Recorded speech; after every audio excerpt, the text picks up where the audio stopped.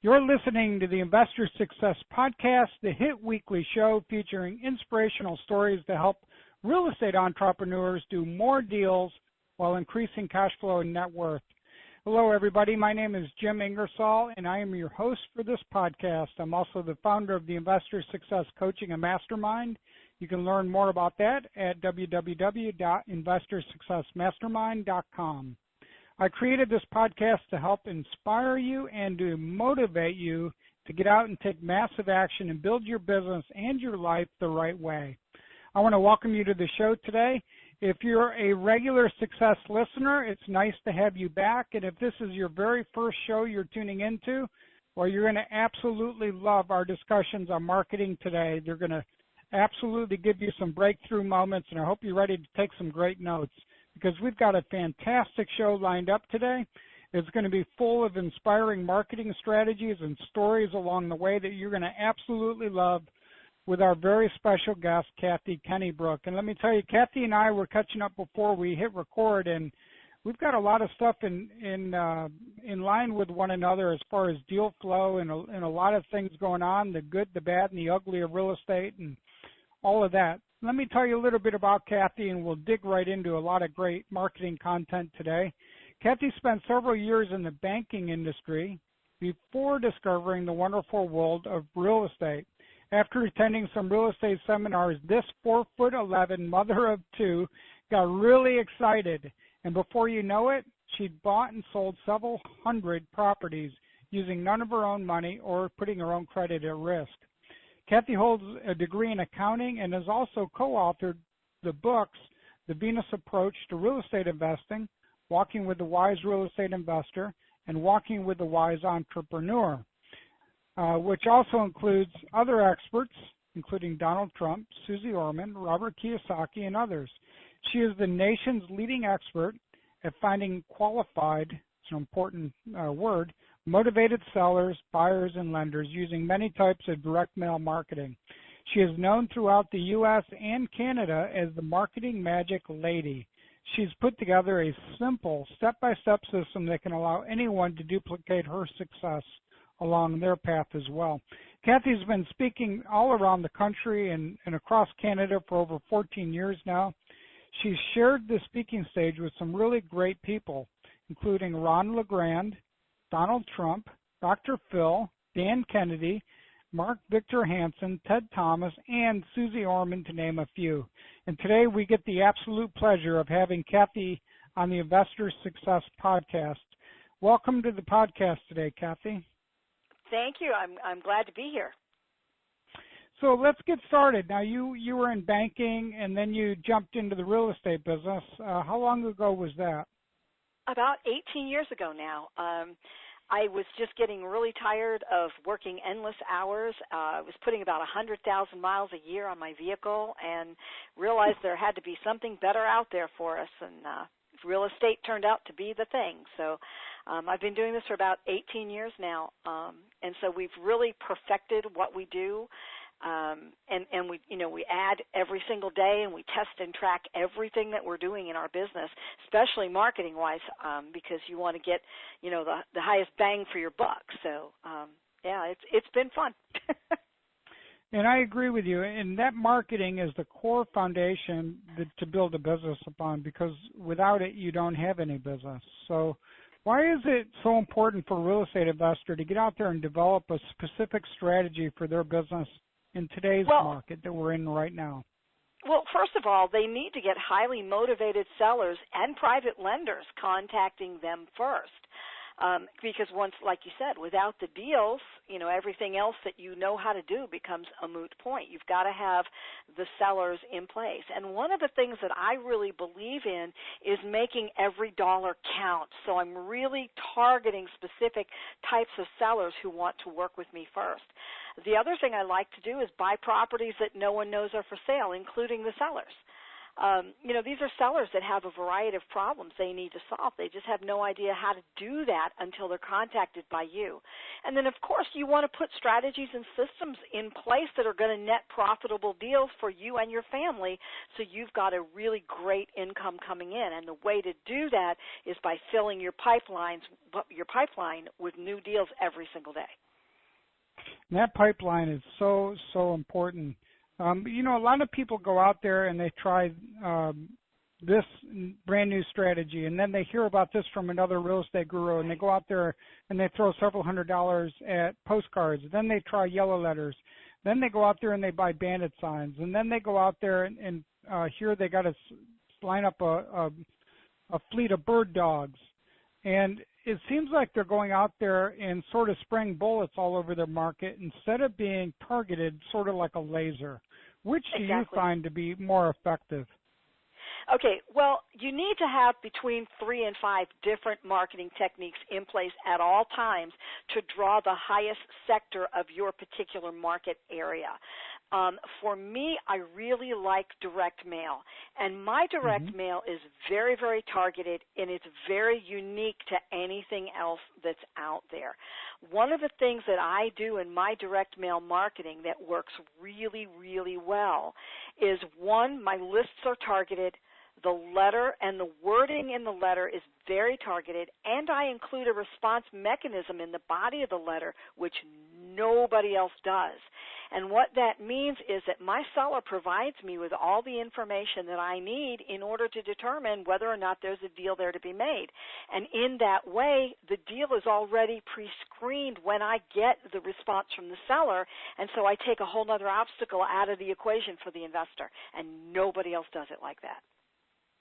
Wow, that sounds great. So I love it. And direct mail does work. And you can target your list to probate if you really wanted to. You could go after absentee. You can go after the absentee owners out of state.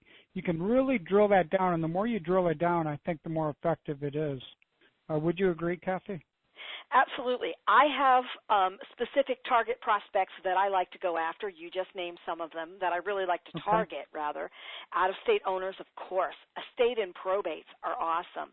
Expired listings, multifamily properties, vacant houses. Vacant houses are free leads, you know, and the more difficult it is for you to find the owner of the vacant house, the more money you're going to make.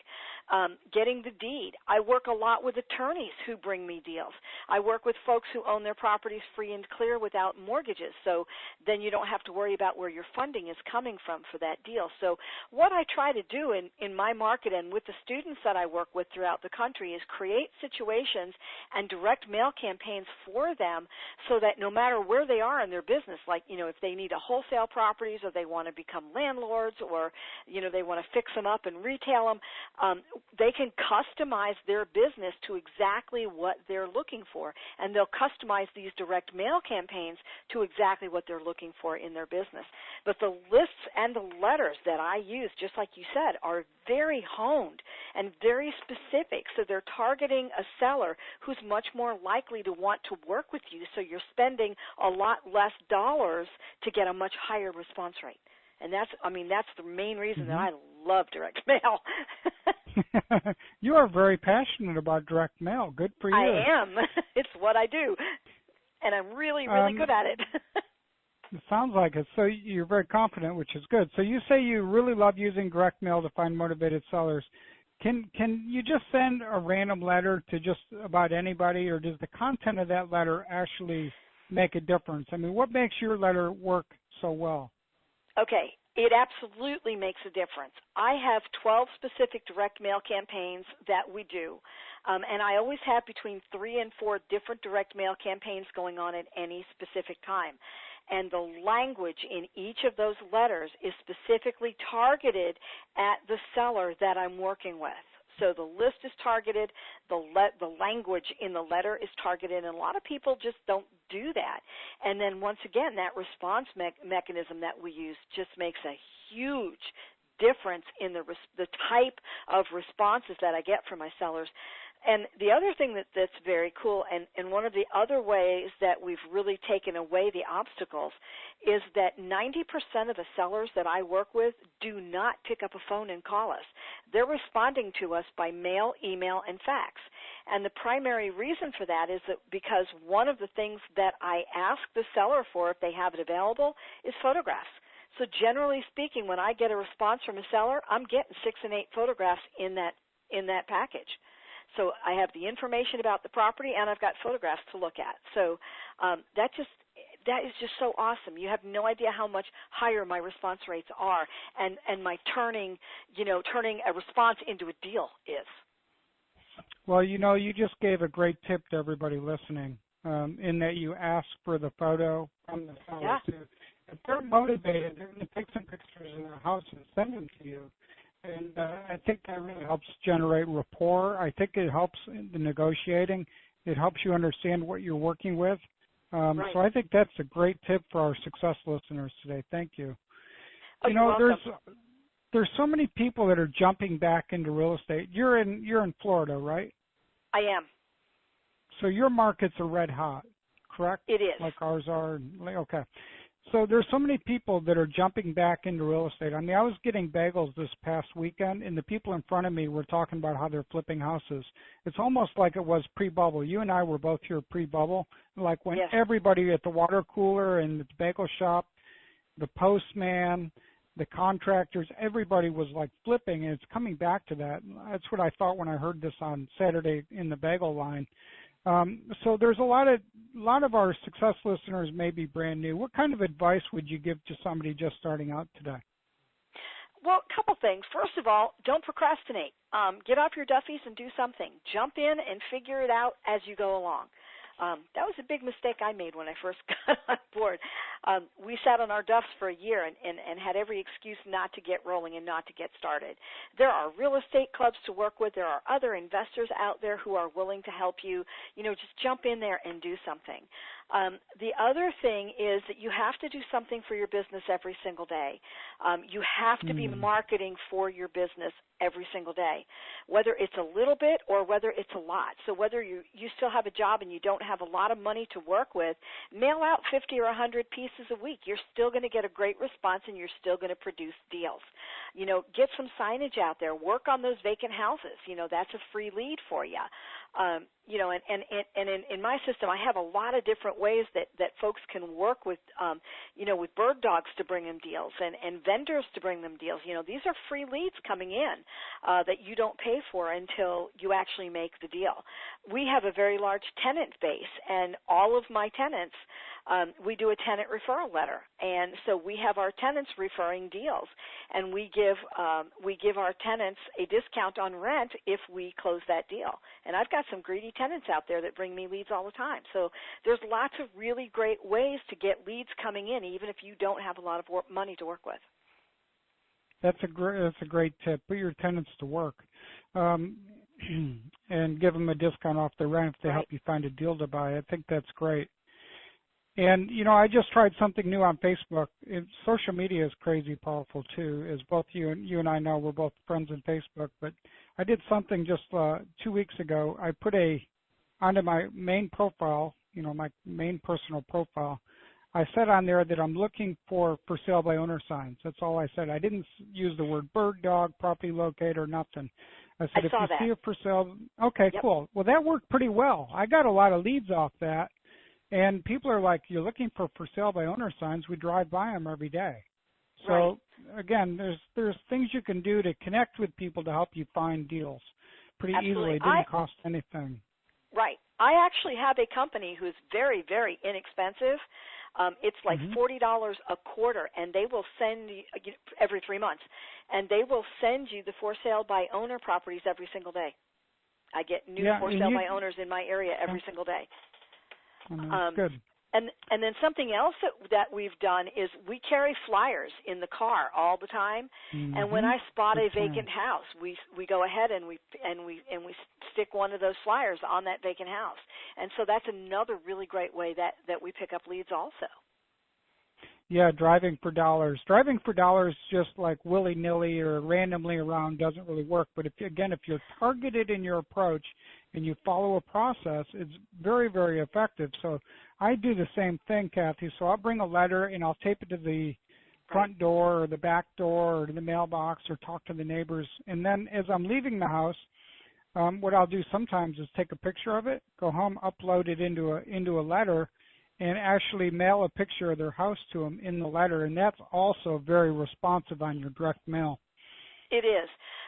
Also, here's a really cool tool for your folks. When you're looking at vacant houses, there is an app called Homesnap. You simply upload that app to your telephone, and it's free, up to your cell phone, and it's free. You take a photograph of the house in the Homesnap app, and it gives you all the information about the house, the mortgage balance, the homeowners, the whole 9 yards. So we use that a lot, too. Yes, I have seen that, but I have not tried it. So you're saying Homesnap actually works very well? It does. I have it, and I use it. Because what happens with me a lot is there's no address on the house, and if it's, in a funky area of the street, it's hard to figure out what that address is. And that was the main reason I initially got Homesnap, was for that purpose, but it gives you a whole bunch of really good information to help you find the owner of that house. So it sounds like you've got a lot of different direct mail campaigns going on. How do you keep track of those to know where your leads are and which ones are working the best? Well, back in the early days, we used folders for that, and now I have a software. And now I have a software system in my business that we use, and that software system is called Real Prospect, and I have information on my my website about that. But we've used that particular software system for a very, very long time. It was actually designed with and for me by one of my students, who's a major computer geek, and we've had that in place for a long time now. It's been about 7 or 8 years. And a lot of people are using CallRail, and they're integrating with Podio, so all these systems are really important. But you mentioned the Real Prospects on your website, which is marketingmagiclady.com, correct? Correct, yes. So everyone should check that out, and you can follow through to the Real Prospect link as well, www.marketingmagiclady.com. When a seller contacts you, Kathy, what are some of the concerns they have about their property that motivates them to sell to you? Oh, wow, there's a lot of things. If it's an estate or an out-of-state owner, those types of properties, they have a lot of different issues. There's maintenance, vandalism, keeping the thing mowed, insurance, taxes. Actually, right now, we are beefing up the direct mail campaigns that we're putting out there. We do the highest number of deals in our business from October to January because our property tax bills fall in November.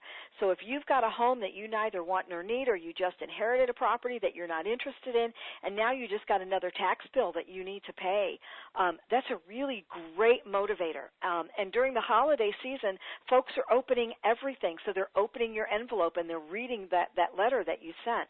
So, whenever those tax bills go out and whenever the holiday season comes around, that's the best time to really beef up the number of direct mail pieces that you're doing. There are so many concerns. My husband and I actually own another property ourselves in North Florida. And in this particular case, that tropical storm that came through recently went right through where our house is, and so I get it. These people are sweating the condition of their home and keeping everything safe, and keeping people from breaking in and having to pay vacancy insurance if they're not there and another tax bill and, keeping the lawn mowed, and all of those things become major issues. And I think you made a great point on marketing specifically as we head into the holiday season. I think that's a great strategy as well, because people are getting greeting cards and different things like that. So this goes right into my next question. What are some things that you like to do to get your envelope opened and the letter read and not just tossed into the garbage like other junk mail people receive? Okay, well, we do a couple of different things. Number one, we use a normal white number 10 business size envelope. And mind you, we've been testing and tracking for 14 years. So I know what I'm doing. I know what I'm talking about. Don't divert. Everything is hand addressed, of course. Hand addressed, return address is also hand addressed. Return address doesn't matter if it's a P.O. box or a regular address. And one of the things that I need to let your folks know is that we do residual mailings, and these folks will hold on to that letter until they need your service. So make sure that you have an email address, a mailing address, and a telephone number that are going to work a year from now. I've had my email address for 15 years. I do use a P.O. box because we've moved a couple times into prettier houses as the years have gone down, gone on. Sure. P.O. boxes work fine. The sellers don't seem to mind that at all. I also put Lumpy Mail in there, and when I'm using Lumpy Mail in my mailings, I use a flat pen. And the reason I use that flat pen is because that's the device that they are going to use to fill out that response mechanism that's in the letter. So, handling another step for that seller. But they're curious about what's in the envelope, so they open it up and they read that letter. And again, the letter is very, very targeted toward the specific seller that I'm working with. During the holiday season, we'll also, we'll use the stickers on the envelopes and keep them neutral. I think that's a great idea. Yeah, and keep them neutral. So don't use Christmas trees. Don't use like menorahs or anything like that. Happy holidays, season's greetings, those kinds of things, so that everything is very neutral because you don't know what type of seller that letter's going to. But we'll use this, the happy holidays on the envelope during the holiday season, and that makes them, even more interested in opening that envelope and reading your letter. So most investors around the country have fallen in love with the last 3 or 4 years with these yellow letters, but you take a completely different approach with a white number 10 envelope. Yep. And a specific message to a specific seller with a very, very targeted list. Here's the thing. I can explain the difference. My letter, my direct mail, is a very targeted approach. The whole yellow letter system is a shotgun approach. You're mailing out tons of letters to tons of people and hoping for some kind of response. My feeling on that is if I'm spending real dollars on postage, it better be targeted and it better be going to the exact seller that I want, to work with in my business, because I want to make every dollar of that count. And the responses I'm getting are real responses from folks that need to get that home sold, not responses that are, why did you send me this letter? Every audience I go out into has something negative to say about those shotgun type of mailings. And that's why mine are very, very targeted. What we do is very approachable, very friendly to the seller, really well written, very warm, very targeted, and they hold on to my letters. We've gotten responses from sellers 6 months, 6 months out, a year out, 18 months out. Maybe they've been contacted by us 2 or 3 times. And now they're ready to let go of that property. So not only do I have deals coming at me today, but we are constantly sowing seeds for future deals in our business. And I think sometimes they don't just hang on to them. They'll stick them right on the refrigerator, right next to their kids or pictures of their pets. I mean, they do hold on to them for sure, or they'll give them to a neighbor. You never know where they'll end up. That's a great point. Well, that's true, too. Go ahead. One of the other things that I hear a lot in my business is that's how we end up getting estate properties, because the person owned the home and they got the letter earlier and they stuck it in their desk drawer, and now I'm getting a call from the heir. I found this in my dad's desk drawer. And we get that a lot. So people will hold on to your letters until they need your service, until their situation is such that they need to get that home sold. So we've talked quite a bit about getting a response and your response mechanism. What does your typical response rate look like? How long does it take to start getting a response? Things like that. Okay, well, as I mentioned earlier, we do residual mailings. And so the more you do the mailings, the higher the response rates get. So generally speaking, on a first mailing, I'm getting between 5 and 8% response rate.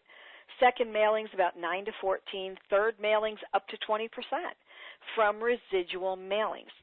Residual is key.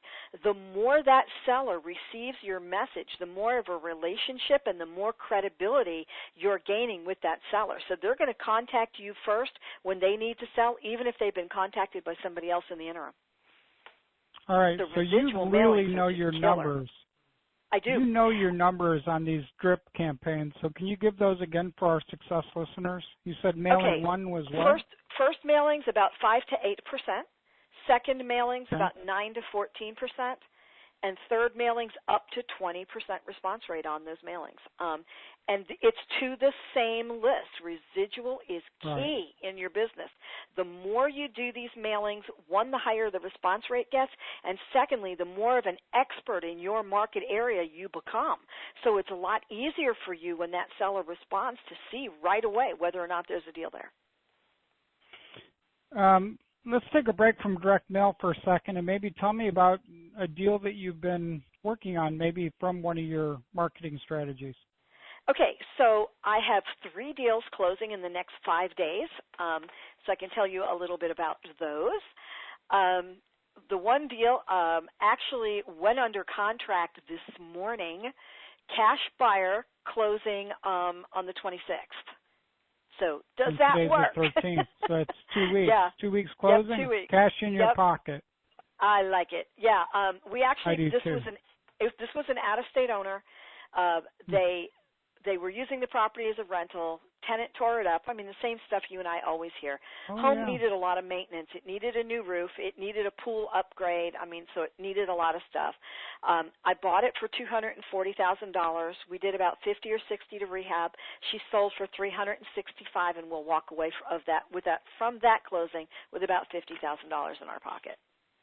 Outstanding. So I'm happy about that one.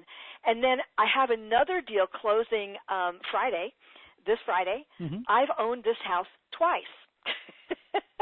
I have some of those as well. I love it. Yeah, yeah. We bought the house from the owner. He's actually like some kind of undercover operative in the Army, so it was really hard to get a hold of him when we were doing the deal. He inherited the house from his dad. He's like never going to be in Florida because he's like everywhere. And so he had a tenant in there. Tenant tore it up, same thing. Had a property management company. They were terrible. He sold us the property for $58,000 the first time.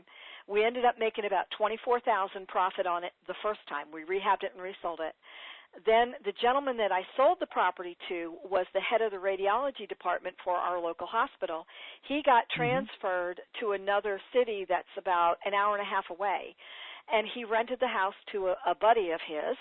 Buddy tore the house up. Same thing with the tenants, tore the house up, because these are people that don't know how to be landlords.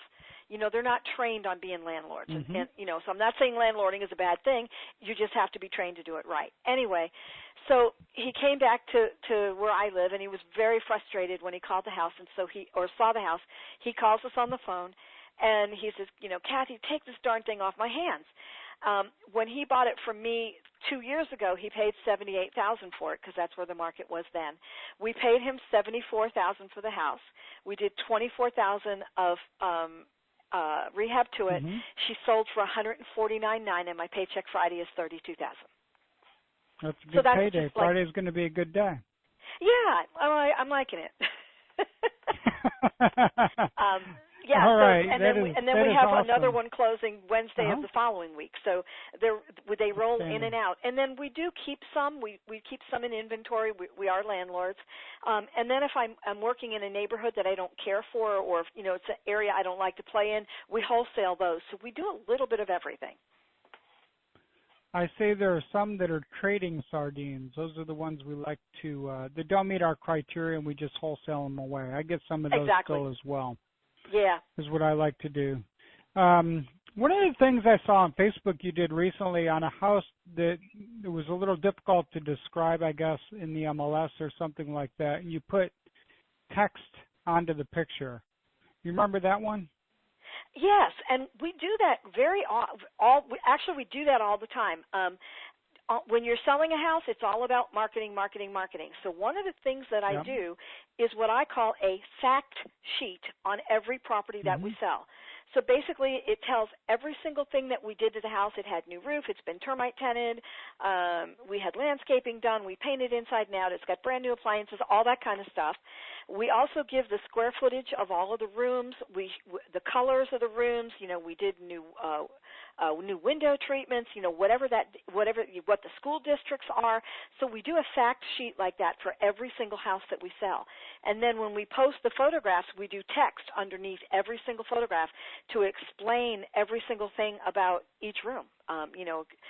Notice the brand new tile and the new window treatments and the new fan, and this room is 12 by 14 and makes a perfect second bedroom, or blah blah blah. And so we do that because we want them to imagine that home as their own. And so by using text and by using descriptive types of thing, with the pictures and so forth, it just makes them imagine that home being their own. All right, that's very well said. So is there an easy way to get text onto a picture? I do a lot through MLS, and so we just do it like through the MLS, and then when I put the Take One tube out front, there's all the photographs are on a sheet. And so we do the photographs on a sheet, and then we attach the fact sheet to that, and all of that goes in the Take One tube. So my flyer in the Take One tube is like 3 pages. Excellent. There's an overall that talks about financing and how much the house is and all that kind of stuff, and then the photographs of the next one, and then the third page with every single thing about the house is the third page. So when they get that out of my Take One tube, they've got everything they need about my home.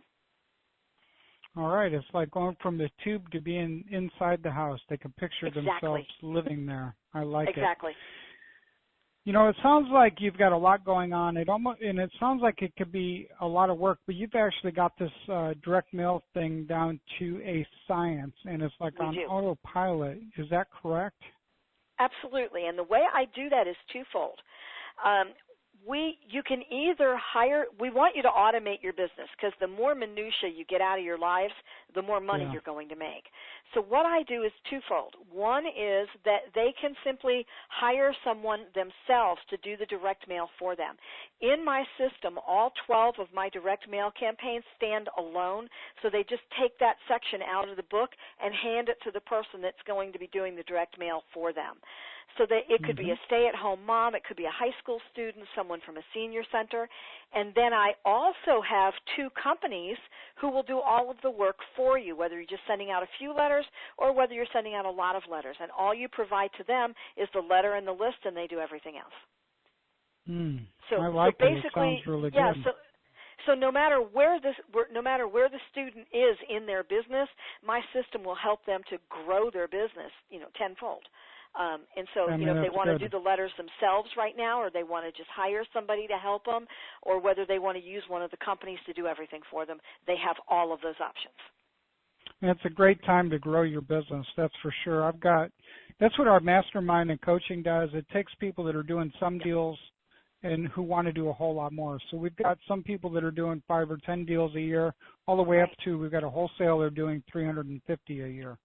Right. And it's a great time to grow your business, no matter where you're at in that spectrum of 10 to 300. You can always do more. But it starts with automation, and you got to have the right infrastructure and the right systems. And that sounds like what your system is. I mean, it sounds very extensive, and it includes a lot of things, doesn't it? It does. My system basically, first of all, it includes all 12 of the direct mail campaigns. They stand completely alone with all of the directions to do each one. We also give them directions to automate the system, no matter whether they're just starting out or whether they've been in the business for a while. We give them all of the letters. All the letters are on CD-ROM. We give them all the info sheets for the sellers and the list brokers. I've also included 24 additional marketing techniques and samples of all of those. So we cover signage and bus bench advertising and apparel and everything else that you need for your business. We include the tenant referral program that you and I talked about. The letter for that is in there as well. We have some other ways that are really awesome to find sellers. We have someone who actually calls on all of the ads in the newspaper, the shopper guide, Craigslist on Sunday nights, and we have scripts for that. And she'll fill out that telephone script and send those over to us on Monday morning so we can review those and figure out if there's deals there to be made. So we give them lots and lots of different things. There's a postcard system for attracting buyers. So basically, it's the most complete marketing system out there anywhere that they can use to start their business now or grow their business more and continue to grow that business, whether they're just starting out or whether they're a seasoned investor looking for more deals. All right, very good. And do you have like a special deal, or how can somebody connect with you if they want to get more information on this? They can go to my website at www.marketingmagiclady.com. My system is $1,197, and what we've done for your folks, Jim, if they use coupon code MAGIC, M-A-G-I-C, they'll get an extra 15% off. Excellent. Of the price of the okay, system. Well, we appreciate that. So so for your folks, we're doing a 15% discount if they use coupon code MAGIC when they purchase. All right, very good. All right, so marketing is the key fundamental to any business. You've got to get your phone ringing. You've got to get leads coming in if you're going to buy houses. And if you're going to sell or find private lenders, the same thing. So it is absolutely critical. It's something I'm very passionate about. But Kathy, you are really passionate about this marketing stuff. I've really enjoyed it. Well, thank you. And I am passionate because marketing's the backbone of your business. If you don't have sellers really contacting you and you don't have any deals, you have no money coming in. So you have no business. It's the backbone. You won't stay in business if you don't have leads. marketing. Exactly. You won't. It's just the way it is. And the way that you track them, the way that you capture them, the way that you close your deals is absolutely critical. Well, Kathy, thanks for being with us today. That's it for this very special episode of the Investor Success Podcast on marketing today. Thanks to all of our loyal Success listeners for tuning in. It's been great to spend this time with you on a topic I'm very passionate about as well. Again, my name is Jim Ingersoll. I'm the founder of the Investor Success Coaching and Mastermind, where I get the pleasure of helping investors achieve success investing in real estate the right way. And as we saw today with Kathy, that really starts with marketing. Kathy, thanks for joining us today, and hope that your deals keep flowing and your cash keeps coming in there in Florida as you capitalize in a great market today. Well, I appreciate it, and the same back at you, and thank you for everyone who sat in on the call today. I hope I shared something that was necessary for your business, and I appreciate, Jim, you inviting me to be on the call today. All right, Kathy. Thanks again, everybody. Thanks for joining us today. Be sure to share this podcast with your friends and social media contacts, and visit us online at www.bigmoneyinvestor.com.